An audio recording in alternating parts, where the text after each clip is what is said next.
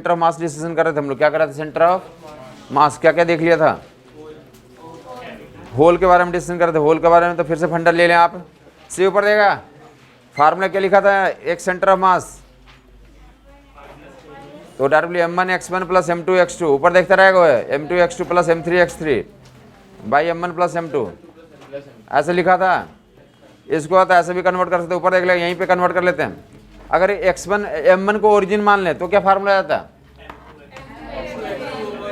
अगर जो m1 पे ही तो ओरिजिन मान के काम करें तो m2 D by m1 plus m2, m2 D by m1 plus m2, ऐसा किया था हमने। m2 D by m1 plus m2, m1 x1 plus m2 x2 by, यहाँ पे देख लो मास को कितना लिख सकते हैं, ऐसा भी लिख सकते हैं, मास को density into volume, ρ1 v1 x1 ρ2 v2 x2 by ρ1 v1 plus, जहाँ पे डेंसिटी और वॉल्यूम का कार्यक्रम होगा तो ऐसा कर लोगे। मास में जहाँ डील करना होगा तो क्या करेंगे आप? m1 x1 plus m2 x2 by m1 plus m2, जहाँ पे डेंसिटी एंड वॉल्यूम की चर्चा किया हुआ रहेगा तो वहाँ पे क्या यूज करेंगे आप?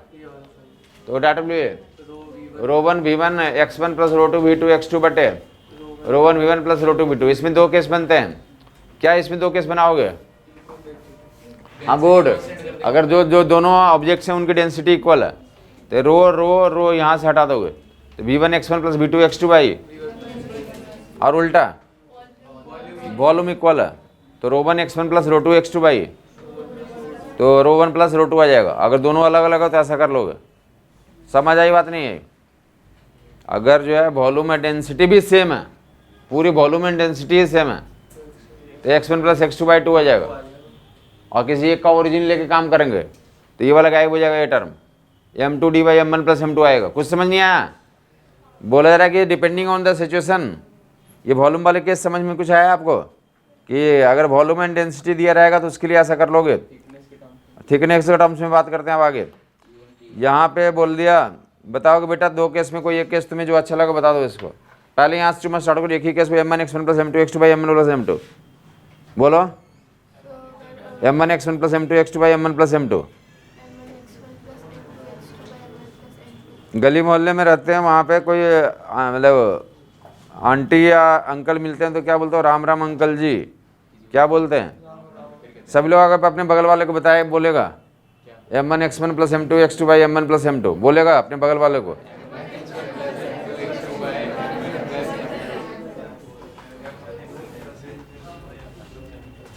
अपने बगल वाले को सब लोग एक बार दिल से बोलें।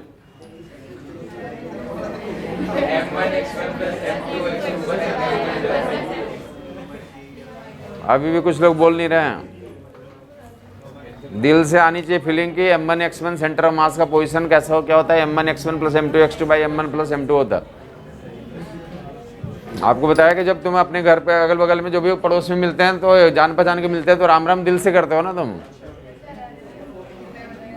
दिल से करते हो। ऐसे हार्दिक तो तहे दिल से करना चाहिए, हृदय से करना चाहिए। हृदय से करने को ही हार्दिक बोलते हैं।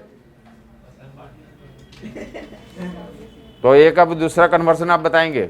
अगर जहाँ पे वॉल्यूम एंड डेंसिटी दिया रहेगा ρ1 x1 ρ1 v1 x1 plus ρ2 v2 x2 by ρ1 v1 plus ρ2 v2, और इसका दो स्पेशल केस बना लिया। डेंसिटी इक्वल तो v1 x1 plus v2 x2 by v1 plus v2, और volume equal ρ1 x1 plus ρ2 x2 by ρ1 plus ρ2, ρ1 x1 plus ρ2 x2 by ρ1 plus ρ2। और इसमें भी स्पेशल केस है, अगर किसी एक को ओरिजिन मान के काम करें तो सेंटर ऑफ मास उस दूसरे का कितना आ जाएगा? तो ये टर्म गायब हो जाएगा। अगर किसी एक को ओरिजिन मान के काम करें तो m2 D by m1 plus m2 आता था, वहाँ पे x2 क्या हो जाएगा? दोनों के सेंटर ऑफ मास के बीच का तो सेपरेशन आ जाएगा, या फिर ऐसा हो जाएगा, ये गायब हो जाएगा। ये भी मैनेज कर लिया ना, इतने केस बता दिया तुम्हें।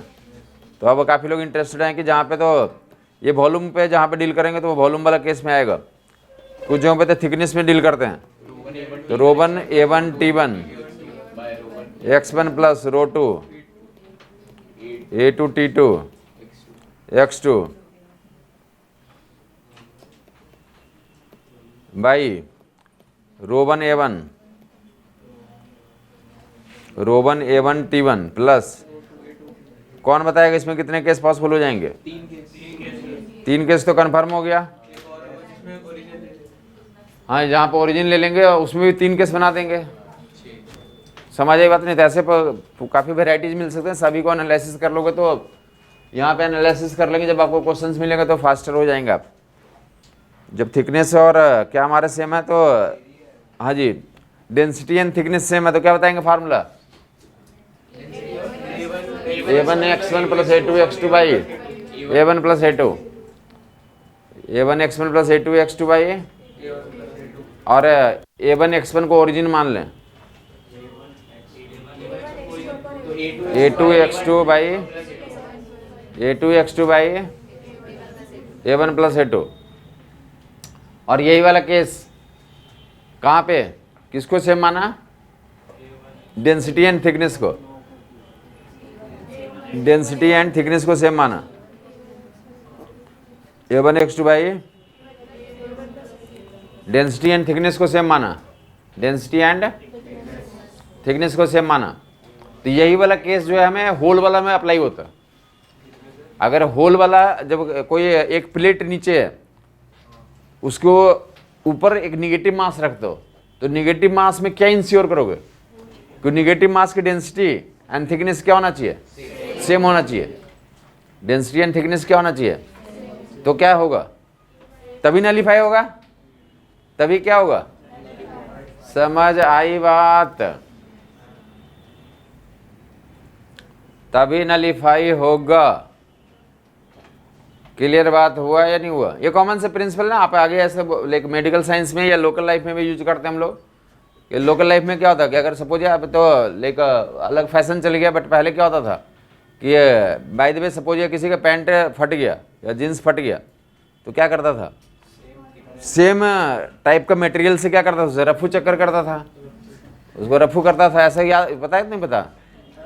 या अब तो स्टाइल हो गया कि फट गया तो बढ़िया हुआ, और पता है कि फटा हुआ का ज़्यादा कीमत हो गया आजकल। जो तुम्हारी नॉर्मल जींस होती है वो वाला, और जिसमें कुछ छेद वेद कर दिया गया है, तो छेद वाले की कीमत ज़्यादा हो गई है। समझ नहीं आया कुछ? मैं बोलना चाहता हूँ कि मतलब होल करने के लिए निगेटिव मास रखते हैं, और निगेटिव मास में क्या इंश्योर करेंगे? डेंसिटी सेम हो और थिकनेस सेम हो, और उसको सुप्रीम पोज कर देंगे तो क्या हो जाएगा? तो अपने आप होल बन जाएगा। तो ये ऑलरेडी इस फार्मूले का एप्लीकेशन कर रखा, उस फार्मूले का ऑलरेडी एप्लीकेशन कर रखा एरिया एंड थिकनेस के लिए।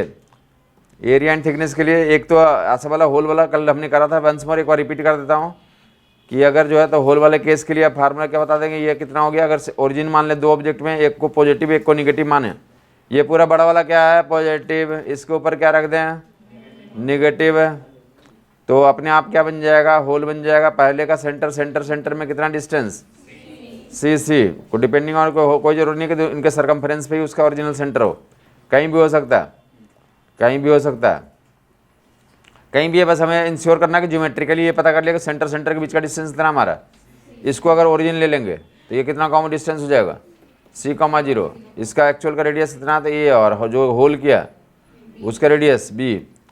तो हमें जो है तो इंश्योर करेंगे कि इसको ओरिजिन मान के अगर लिखना चाहें सेंटर ऑफ मास तो कितना होता है?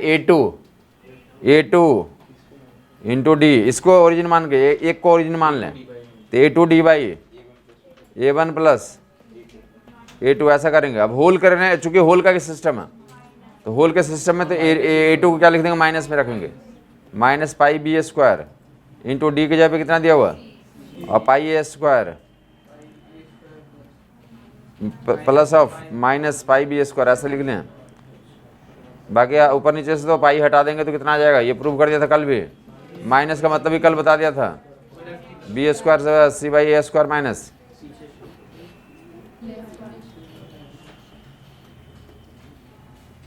इसको 2 तरीके से यूज करेंगे। ये फार्मूला आपने डिराइव कर लिया, किसको तो समझ नहीं आया? जिसको मज़ा नहीं आया बताएगा मैं मज़ा नहीं आया। एक सेंटर मास वन मोर, ऐसा एक फार्मूला लिख रहा हूँ। अब आप लोग समझाएंगे ये मैंने क्या लिखा है।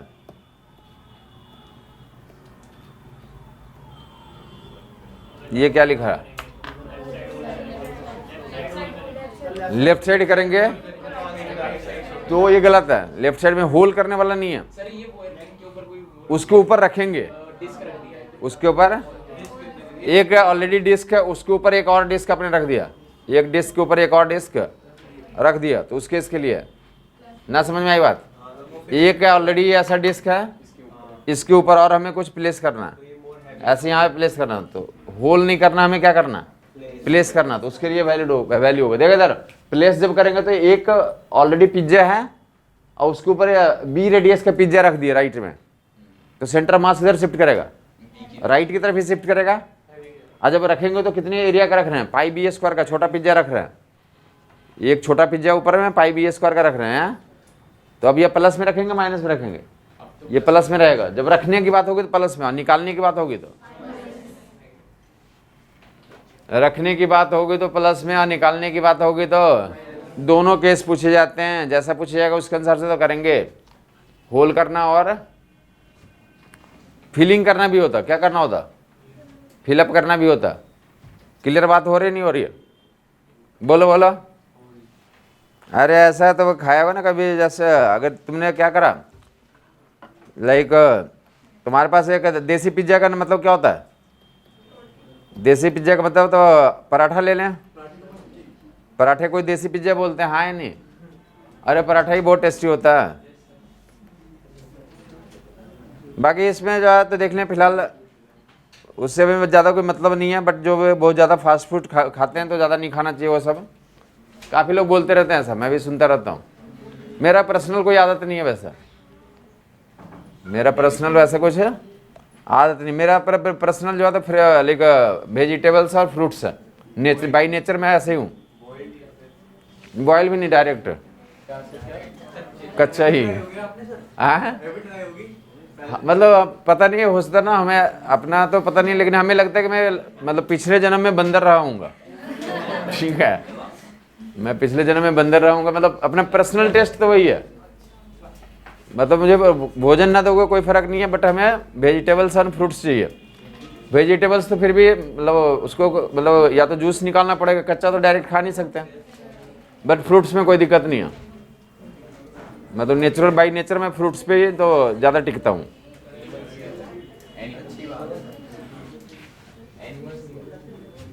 एनिमल्स मतलब वो तो फैशन है उसमें भी एक बार इंटरेस्ट आ गया तो लोगों को देख करके ऐसा हो जाता है कि ये ऐसा कर रहा तो हम भी ऐसा करें। एनिमल्स के बारे में बोल रहे हैं, एनिमल्स मतलब मटन चिकन ये सब वाली बात। बाई नेचर में वैसे ही हूँ, मतलब हमने अनुमान यही लगाया कि शायद मैं मंकी रहा हूँगा पिछले, मतलब जो अर्लियर बर्थ होते हैं ना उसमें मंकी रहा हूँगा, इसलिए हमारा टेस्ट उसी से बना हुआ भी। चले फिलहाल मैं बोलना चाहता हूँ कि ये पिज्जा है, देसी पिज्जा है, क्या हमारा देसी पिज्जा है। देसी पिज्जा में क्या होता है, तो आलू पराठे में समटाइम्स आपके ऊपर क्या उसके साथ क्या दिया जाता है, हाँ जी मक्खन भी, मान ले मक्खन ही डाल दिया गया है साथ साथ, राइट साइड में क्या छोटा सा टुकड़ा मक्खन का रख दिया गया, गोल सा टुकड़ा मक्खन का रख दिया गया, हाँ या नहीं? तो अगर कंप्लीट अपना देसी पिज्जा रहेगा तो उसका सेंटर मास यहाँ पे होगा, लेकिन जैसे यहाँ मक्खन रख दिया आपने तो सेंटर मास इधर शिफ्ट हो जाएगा। तो कितना शिफ्ट होगा, इधर की तरफ कितना शिफ्ट होगा, तो और एक्चुअल इस ओरिजिन के रिस्पेक्ट में प्लस इसका रेडियस का square plus B square into दोनों के सेंटर मास के बीच का डिस्टेंस, और upon A square plus B square. A square है, हाँ मैं एग्जांपल दे रहा हूँ बेटा, ठीक है, मैं मान के बोल रहा हूँ कि जो पिज्जे की डेंसिटी है इसकी डेंसिटी है तो ऐसा। अदरवाइज अगर डेंसिटी अलग है तो कौन सा लगाओगे तुम, आप यहाँ से स्टार्ट करेंगे, डेंसिटी अलग है तो ये फार्मूला तुम्हें दिया। अगर तुम्हें लग रहा है कि जो भी आपने बटर डाला तो उसका तो थिकनेस अलग होगा तो आप यहाँ से स्टार्ट करें, समझ आई बात नहीं है? अगर हाँ जी x1 को ओरिजिन ले लेंगे तो ये पहला टर्म गायब हो जाएगा, ये वाला टर्म गायब हो जाएगा। Rho two a2 t2 x2 by rho one a1 t1 plus rho two a2 t2।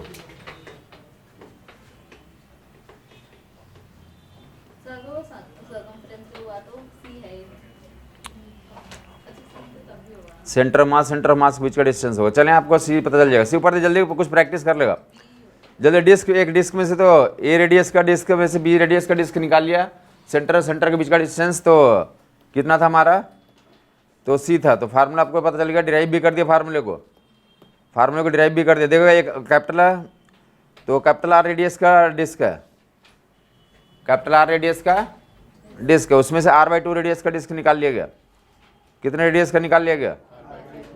तो जो रिमेनिंग का लेग सिस्टम बच गया, रिमेनिंग इतना रिमूव कर दिया गया, होल कर दिया गया, r/2 का क्या कर दिया गया। तो रिमेनिंग सिस्टम का सेंटर मास निकालने और किधर जाएगा, लेफ्ट जाएगा, राइट जाएगा, सब कुछ बता दें आप। एक्चुअल आर रेडियस का डिस्क में से, एक्चुअल आर रेडियस का डिस्क में से r/2 रेडियस का, आर रेडियस का डिस्क में से r/2 रेडियस का डिस्क,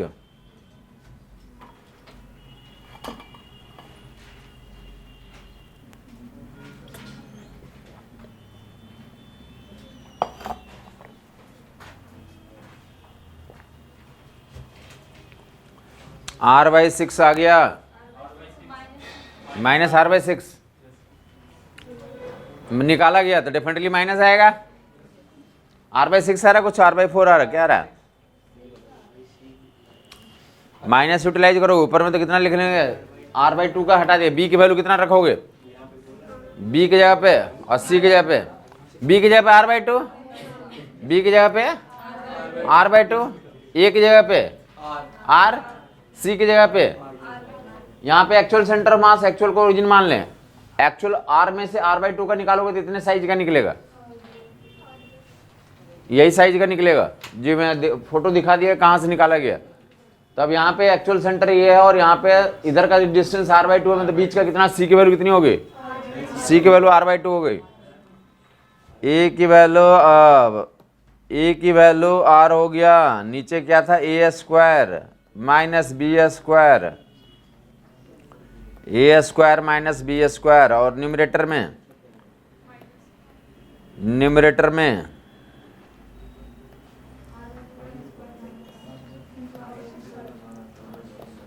माइनस b² होता है, b² r² into c r/2। ठीक है, यहां तक जस्ट प्लेस आउट कर दिया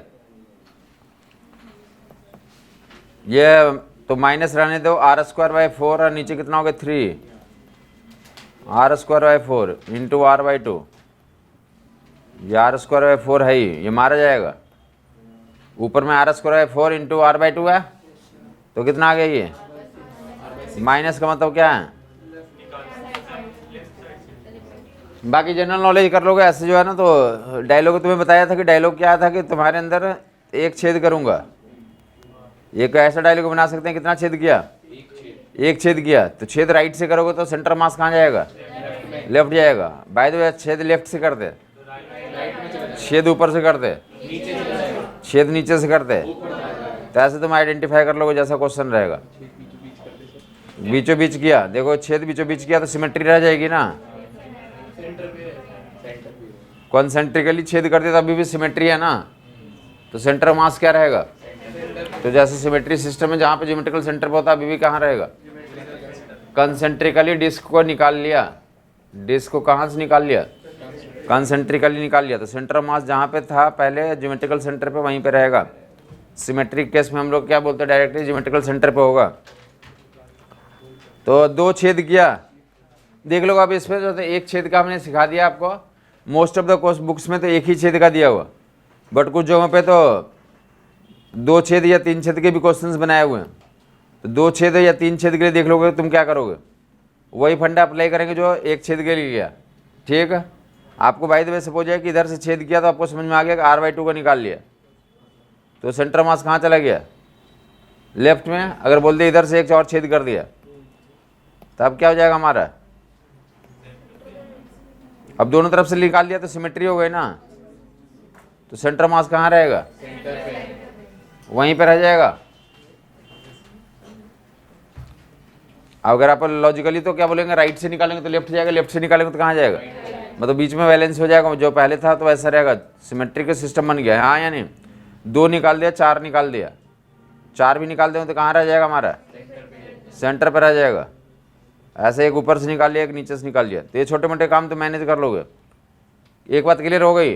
अब दूसरा देख लेंगे, समटाइम्स हमने क्या करा, अभी तो गोल वाला निकाला था, मान लिया कि बोला कि सर्कुलर रेडियस ए का है, इससे क्या कर लिया गया, तो एक रेक्टेंगल काट लिया गया या क्या काट लिया गया, रेक्टेंगल या स्क्वायर काट लिया गया, ऐसा कुछ काट लिया गया। समझ आई बात, नहीं आई? कोई दिक्कत है तो मैं बोलेंगे फिर से सेंटर के बीच डिस्टेंस निकाल लोगे, एक्चुअल सेंटर है और यहाँ का सेंटर, स्क्वायर का कुछ डायमेंशन दिया रहेगा तो दोनों के बीच का क्या निकाल लोगे तुम, ये सेंटर के बीच का डिस्टेंस निकाल लोगे। मान लिया कि वैल्यू कितनी है, सी है, क्लियर। आप बोलेगा फिर से इसको ओरिजिन ले लिया, तब हम सेंटर ऑफ मास से होल किया गया, बोला कि एक एक्चुअल डिस्क था, उससे क्या कर लिया आपने, एक स्क्वायर साइड ए का काट लिया, एक्चुअल रेडियस आर का है और कितने का काट लिया हमने, से साइड ए का हमने क्या कर लिया, ए साइड का ये क्या कर लिया, ए साइड का ये स्क्वायर का साइड कितना है, ए दे, ए साइड का स्क्वायर कट करके निकाल लिया, और कितने डिस्टेंस से निकाल लिया, तो एक्चुअल सेंटर से सी डिस्टेंस से तो निकाल लिया, ऐसे होल कर दिया। समझ आ गया वो लोगों को? तो होल करने का मतलब सेम थिकनेस सेम डेंसिटी, तो फिर से क्या लिख लेंगे, centre of mass minus area A2 की जगह पे जो पाई बी स्क्वायर लिखते थे, तो स्क्वायर का एरिया कितना होता है, ए स्क्वायर इंटू अपॉन, तो ऐसा कर लेंगे एक centre of mass. Minus sign जो बाहर मारा क्या बता रहा है, राइट से जाएंगे निकालेंगे तो लेफ्ट जाएगा, लेफ्ट से निकालेंगे तो फिर जो प्रोसीड्यूर क्या करेंगे आप, होल करने का सिस्टम है तो क्या कर लेंगे, तो जितने साइज का होल करना उतने साइज का, तो निगेटिव एरिया को तो इसके सेंटर ऑफ मास पे रख के काम कर लेंगे। एक पॉइंट मास ये हो गया, यहाँ पे हो गया, इसी को ओरिजिन ले लिया, तो m2/m1 + m2 लिख रहे हैं या a2/a1 + a2 लिख रहे हैं, a2/a1 + a2 लिख रहे हैं। समझ आई बात?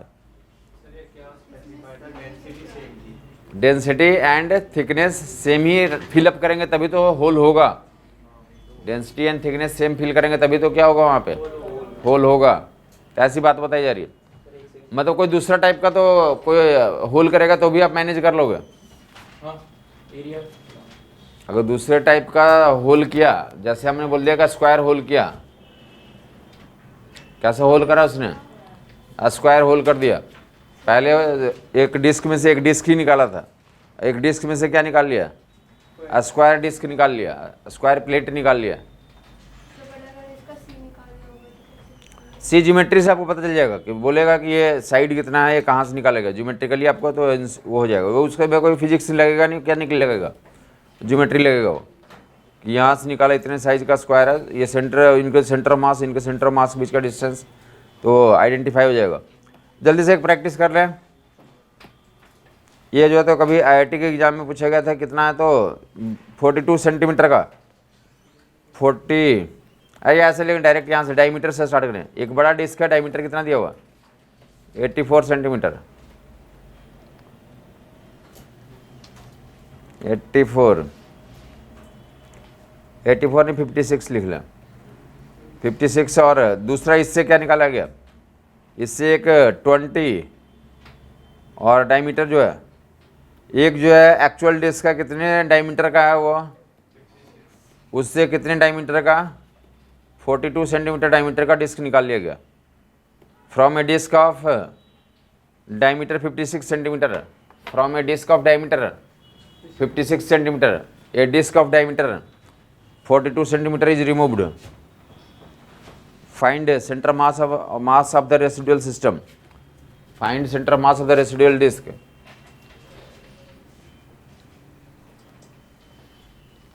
From a disk of diameter 56 centimeter, a disk of diameter 40, diameter को तो रेडियस में चेंज कर लोगे तुम, डायमीटर में सवाल में लिखा हुआ था इसलिए डायमीटर में बात कर दिया हमने, बाकी जो फार्मूला दिए गए तो रेडियस में काम करने के लिए बोला कि रेडियस में कन्वर्ट कर लोगे तुम।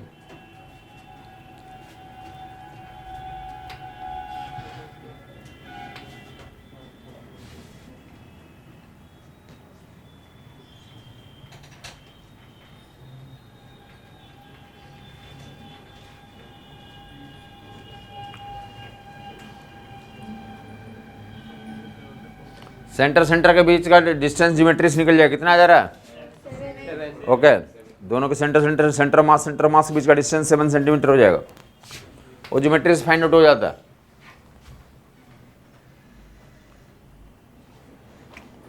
जो लोग क्लास में ये रेगुलर रहते हैं, रेगुलर हो जाए, बता दिया कि सक्सेस का पहला प्रिंसिपल यही होता है कि आप किसी काम को रेगुलरिटी में करें। इसलिए बोला जा रहा है कि मौसम चेंज हो रहा है, काफ़ी लोग जो है तो आलसी हो जाएंगे इस मौसम में। आपको जो है तो आलस छोड़ करके तो आप बाहर निकल के काम करना ही पड़ेगा।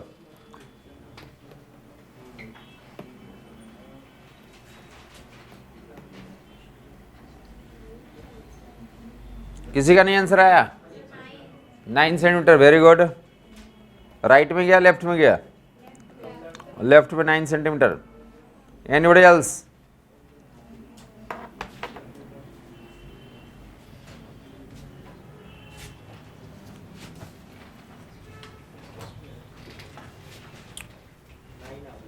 फार्मूला वाइज तो पता ही है ना, बी स्क्वायर इंटू सी बटे A square minus B square. B square into C by B की वैल्यू कितने दिया हुआ जो निकाला, तो बी की वैल्यू कितनी है? डायमीटर बी की वैल्यू दिया हुआ 21। बी क्या था? रेडियस। होल का क्या था? रेडियस। और ए की वैल्यू कितना दिया हुआ? 28। रेडियस डायमीटर 56 है, तो रेडियस कितना हमारा? और सेंटर के भी ऊपर देख लेगा पूरा यहाँ से यहाँ तक का डिस्टेंस।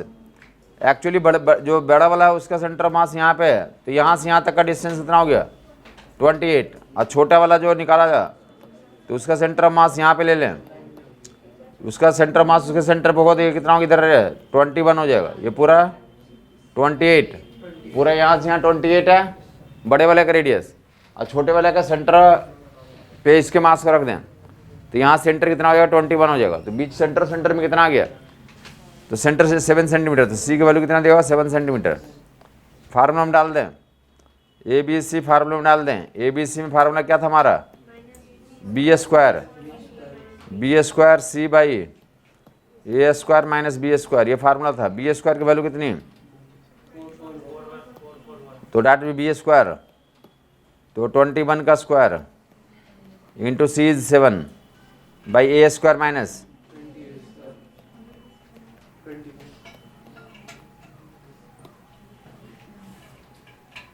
ऐसा कर लेंगे आप। फार्मूला में फिलअप कर दिया। अब क्या कर लेंगे? तो या तो जैसे लोग बोल रहे हैं 40 लाइक 4 बन कर लेंगे 21 का स्क्वायर कितना, या तो ऐसे भी कर सकते हैं 21 को तो 7 इंटू 3 लिख लें, और ये 28 को 7 इंटू 4, और ये 21 को 7 इंटू 3। तो 7 सब जगह से ये वाला क्या हो जाएगा? ये मारा जाएगा। 7 ऊपर नीचे क्या हो गया? तो बाहर क्या है? माइनस है। ये 7 एक तो है ही हमारा वाइट वाला, और बाकी यहाँ पे क्या? 3 का स्क्वायर कितना आ गया? 9। और नीचे में यहाँ 4 का स्क्वायर 16 माइनस 9। 16 माइनस 9 कितना होता है? 7। तो ये 16 माइनस 9 7 आ जाएगा। 9 इंटू 7 बाई 7 मारा जाएगा। -9 सेंटीमीटर। माइनस साइन ये बता रहा है कहाँ जाएगा सेंटर मास? तो लेफ्ट में जाएगा। राइट से होल करेंगे तो लेफ्ट जाएगा, लेफ्ट से होल करेंगे तो राइट जाएगा। तो अकॉर्डिंगली 2-3 होल कितना भी रहेगा, किसी साइज का रहेगा तो तुम कर सकते हो मैनेज। तो होल का केस में तो 1 मोर इज होल रहेगा तो माइनस बाहर में बी स्क्वायर सी बटे A square minus B square, और अगर उस पर फिलअप करेंगे तो plus times B square C बटे A square plus B square. Both way में यूज कर लेंगे आप। 1 मोर इज तो देखेंगे अब हम लोग जो कर रहे थे तो कहाँ पे कर रहे थे एक, तो that B rho one v1 x1 plus rho two v2 x2 by, जहाँ पे वॉल्यूम एंड डेंसिटी की चर्चा होगी तो रो1 v1 प्लस रो2 v2। अगर रो1 रो2 सेम है अगर डेंसिटी, फिर से रो1 रो2 कहाँ पे? होल जब करेंगे एक सॉलिड स्फीयर में क्या करेंगे? अंदर में एक होल करेंगे। सॉलिड स्फीयर में क्या किया आपने? होल किया। तो जब होल करेंगे तो डेंसिटी क्या रखना पड़ेगा? v1 x1 plus v2 x2 by, density same के लिए कर दिया। नीचे वाला किसके लिए लिखा हुआ? डेंसिटी सेम के लिए। अगर एक्चुअल सेंटर को ओरिजिन मान लें तो v2 x2 बाई, समझ नहीं आई बात कुछ? ये सवाल होते हैं कि एक सॉलिड स्फीयर है उसमें से क्या कर दिया गया? एक एक्चुअल सॉलिड स्फीयर है, एक एक्चुअल सॉलिड स्फीयर है, उसमें से एक सॉलिड स्फीयर निकाल लिया गया। एक्चुअल ए रेडियस का सॉलिड स्फीयर में से, एक्चुअल ए रेडियस का सॉलिड स्फीयर में से एक बी रेडियस का सॉलिड स्फीयर क्या कर लिया गया, निकाल लिया गया। तो अंदर में तो होल वाला सिस्टम रह गया होगा, अंदर में कैसा वाला सिस्टम रह गया होगा, होल वाला सिस्टम रह गया होगा। तो उसका क्या निकालना है आप, तो सेंटर ऑफ मास निकालना है। होल करने के बाद जो बचेगा उसका क्या निकालना है आप, सेंटर ऑफ मास निकालना है। उसका क्या निकालना है आप, सेंटर ऑफ मास। ऐसा कुछ भी ना, कोई भी आप समटाइम्स आप क्या करते हैं, तो लाइक रसगुल्ला ही खा रहे हैं सपोज किया, रसगुल्ला को बताता था, rasgulla is solid sphere. Rasgulla का एग्जांपल मतलब क्या है, खाया होगा ना समटाइम्स, क्या नहीं उसके अंदर वैक्यूम निकल जाता है, वो खाली रहता है, बाहर से आपको लगता है पूरा अच्छा से तो भरा हुआ है, लेकिन जब आप खाते हैं तो बीच में क्या निकल जाता है, होल समटाइम्स निकल जाता है। कभी ऐसा फीलिंग आया है? अरे छोटा तो हर एक में रहता ही रहता है, उसके अंदर छोटा होल तो रहता ही, काफ़ी लोग ध्यान देते नहीं, खाते खाने पे लगे रहते हैं।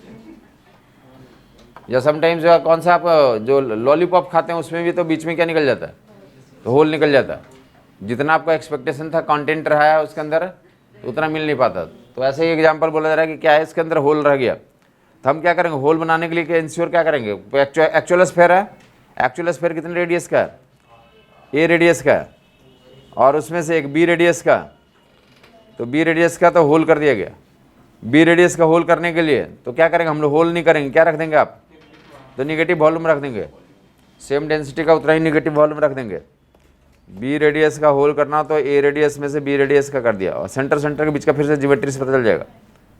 तो कितना सी है, एक्चुअल जो स्फीयर है उसके सेंटर को क्या मान लें, ओरिजिन मान लें, एक्चुअल के सेंटर को क्या मान लें आप, ओरिजिन मान लें, एक्चुअल सेंटर को क्या मान लें आप, ओरिजिन मान लें। तो क्या बताओगे अब, एक्चुअल को ओरिजिन मान लें तो कहाँ पे लिखोगे, बोलो बोलो, V2 V2 V2 V2 D V2 D V2C, हाँ V2C जो एक्चुअल कंपेरिजन कर रहे थे उससे, अदरवाइज V2D बोल रहे लोग, सही है। V2C V2C V2C V2C V2 को प्लस में रखूँ माइनस में, माइनस में, होल कर रहे हैं, क्या कर रहे हैं, होल कर रहे हैं। V2 को माइनस में रख देता, कितना रख दूँ, 4/3 pi upon 4/3 pi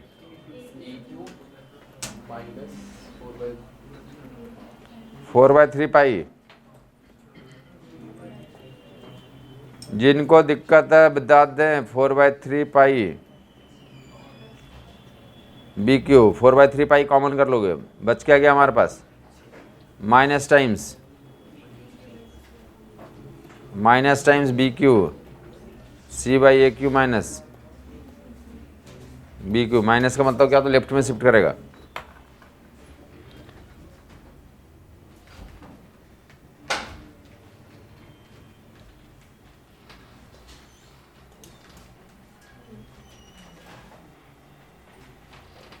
minus times B Q C/AQ minus B Q.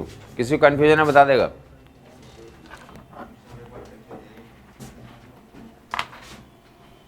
हाँ जी, अटेम्प्ट कर लेंगे। ये पढ़ाया हुआ टॉपिक है, न्यूटन लॉ का है।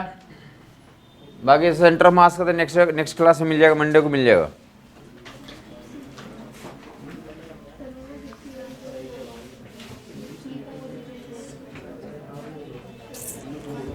जल्दी से तो नोट कर ले, आइदर वे में तो आप यहीं कर लें या होमवर्क ग्रुप में कर लें, इसी ऊपर देगा, बातचीत ना करे। एक एक्चुअल स्फीयर आर रेडियस का स्फीयर में से R/2 रेडियस का स्फीयर निकाल लिया गया, आर रेडियस का स्फीयर में से R/2 रेडियस का स्फीयर निकाल लिया गया, आर रेडियस का स्फीयर में से R/2 का निकाल लिया गया, आर रेडियस का स्फीयर में से R/2 का निकाल लिया गया। रिमेनिंग का सेंटर ऑफ मास कितना आ रहा है, आर में से R/2 का निकाल लिया गया, आर रेडियस का स्फीयर में से R/2 का निकाल लिया गया, आर रेडियस का स्फीयर में से R/2 का निकाल लिया गया। R/7 कितने लोगों का आ रहा है, सेंटर ऑफ मास राइट से निकालेंगे, लेफ्ट में शिफ्ट करेगा। आर रेडियस का स्फीयर में से R/2 रेडियस का स्फीयर निकाल लिया गया। हाँ साहब सुन लेंगे, अनाउंसमेंट है, कल जो है जो आपका टाइम है 8:30 और 8:40 पे आपका वेक्टर की क्लास होगी, जिनका छूटा हुआ अटेंड कर लेंगे। हाँ जी, कल 8:30 पे जिनका वेक्टर छूटा हुआ अटेंड कर लेंगे। काफ़ी लोग बोले हैं कि हमारा छूटा हुआ, हमारा छूटा हुआ, तो जिनका भी वेक्टर का क्लास छूटा हुआ अटेंड कर लेंगे। बोलने से नहीं होता है, अगर आपका क्लास लगाया जा रहा था आप अटेंड करेंगे तभी होगा कंप्लीट।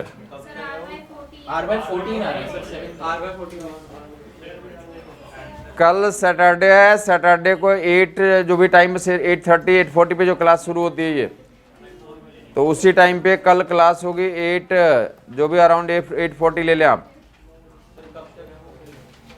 अराउंड जो है तो 11 तक 11:30 तक चलेंगे। देखेंगे, कोशिश करेंगे जितना हो जाए। ख़त्म का तो कोई बोला नहीं जा सकता कि ख़त्म हो ही जाएगा, ऐसा कुछ लेके टारगेट आता नहीं, ख़त्म ही कर देना। जितना देर तक आपको समझ में आता रहेगा आप सुनते रहेंगे, पढ़ते रहेंगे, आनंद लेते रहेंगे, उतना देर तक आप करते रहेंगे। सुन लिया सब लोगों ने? वेक्टर जिनका छूटा हुआ इंश्योर कर लेंगे, आप अटेंड कर लें। आर रेडियस में r/2 का निकाल लिएगा, सब लोग प्रैक्टिस कर लिया होगा लोगों ने। -r/14 आ जाएगा। क्लियर हो गया होगा लोगों को? That will -r/14। बाकी जो है तो हम लोग सेंटर ऑफ मास में तो होल का केस कर लिया। वन मोर एक फार्मूला नोट कर लिया, होल वाले केस के लिए कर लिया। तो कंटिन्यूअस ऑब्जेक्ट का सेंटर ऑफ मास के लिए नोट करें आप। कंटिन्यूअस ऑब्जेक्ट का सेंटर ऑफ मास निकालना याद होगा। फार्मूला कंटिन्यूअस ऑब्जेक्ट का निकाल दिया था। कौन का कहाँ पे होता है? h/4 पे, सॉलिड का, हॉलो का h/3, या फिर जो है तो सेमी सर्कुलर वायर का 2r/π, सेमी सर्कुलर वायर का 2r/π, सेमी सर्कुलर डिस्क का 4r/3π। तो ऐसा वो फार्मूले आते कहाँ से? बेसिकली सेंटर ऑफ मास का क्या होता है? तो m1 x1 क्या होता है? लेकिन जहाँ पे कंटिन्यूअस ऑब्जेक्ट है तो कैसे निकालना पड़ता है? इंटीग्रेशन से निकालना पड़ता है। और इंटीग्रेशन में क्या करते थे? एक छोटा सा एलिमेंट लेंगे, m1 x1 को dm इंटू x1 लिखेंगे, और इसको क्या करें? एक छोटा सा एलिमेंट के लिए लेंगे और इनको फिर तो वेटेड एवरेज बेसिकली बताता है m1 x1 plus m2 x2, तो dm इंटू x लिखा। और इनको तो जो एवरेज निकालने के लिए तो पहले सम करते हैं m1 x1 plus m2 x2। तो सम करने का तरीका क्या अप्लाई करेंगे? इंटीग्रेशन। कंटिन्यूअस ऑब्जेक्ट में क्या यूज करते हैं? और नीचे क्या करना था? टोटल मास से डिवाइड करना था। तो नीचे भी क्या करें? टोटल मास निकालने के इंटीग्रेशन का यूज करेंगे।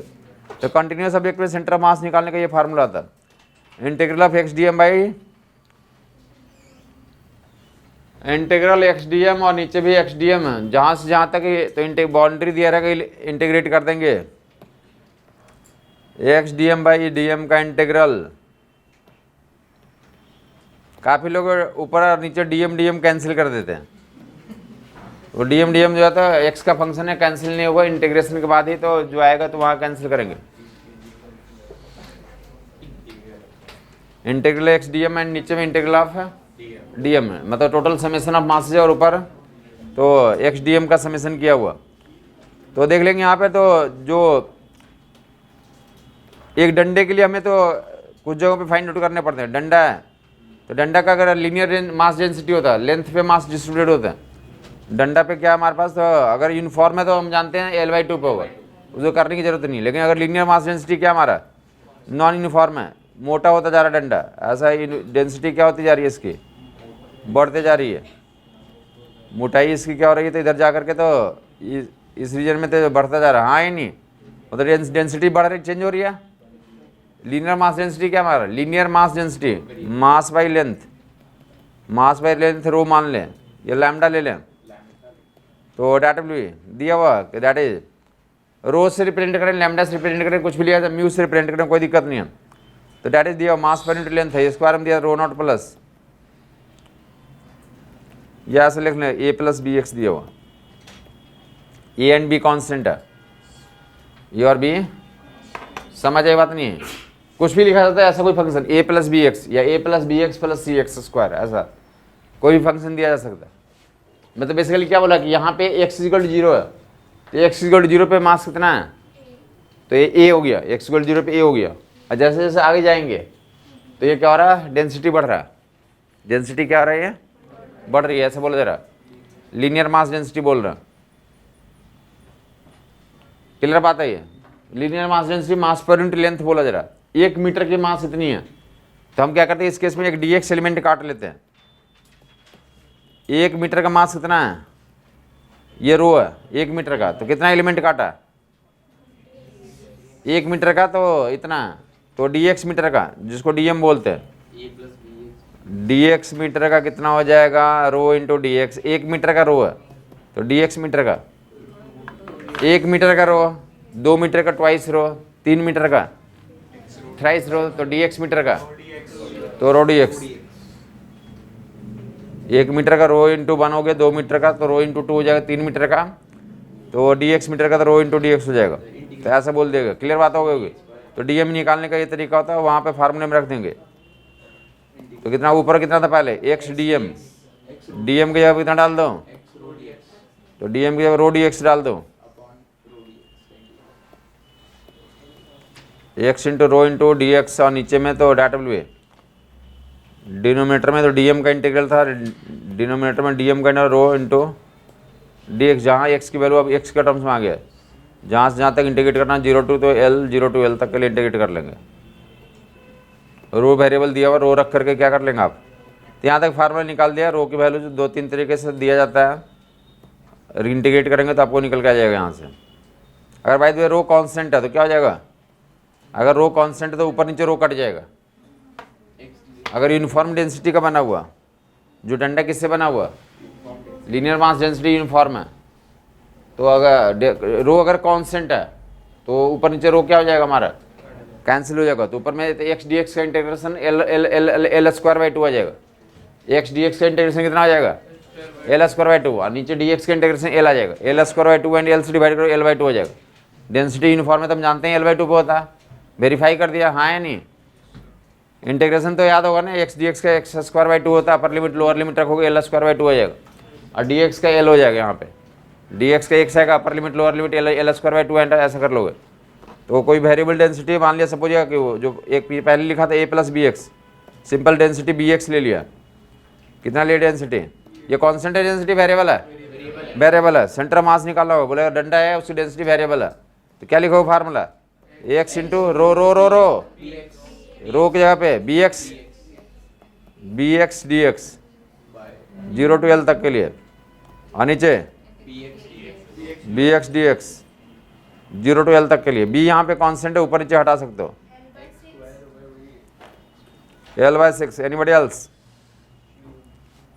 ये बी भी हट जाएगा वैसे, बाकी एक्स स्क्वायर का कितना हो जाएगा, x³/3 L³/3, और एक्स डी एक्स का x square by 2 L square by 2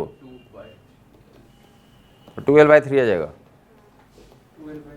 समझ नहीं आया कुछ, बी एक्स का निकाल दिया ना, तो होमवर्क ग्रुप में तो रो इज इक्वल टू तो सी एक्स स्क्वायर लिखा हुआ, इन सभी का कर लेगा, rho is equal to D X Q. घर पे जाके इन दोनों को तो अटेम्प्ट कर लेगा, बहुत आसान काम है। 4/5 3/4 हाँ जी 3/4 यहाँ पे आ जाएगा, यहाँ पे 4/5 आ जाएगा, तो वो उसे कर लोगे।